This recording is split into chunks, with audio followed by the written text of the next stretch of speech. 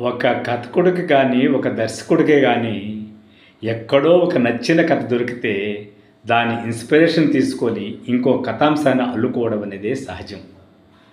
అట్లని వాటిని కాపీ కొట్టినారు అని అనలేము. అట్లని వాటిలో నుంచి పాయింట్లు తీసుకోలేదని అనలేము. అవి అలా జరిగిపోతాయి.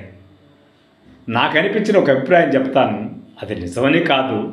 బహుశా సైమిల్టేనియస్‌గా ఉండే విషయాలు మనం తెలుసుకోవడం చాలా ఆసక్తికరంగా ఉంటుంది కాబట్టి చెప్తున్నాను.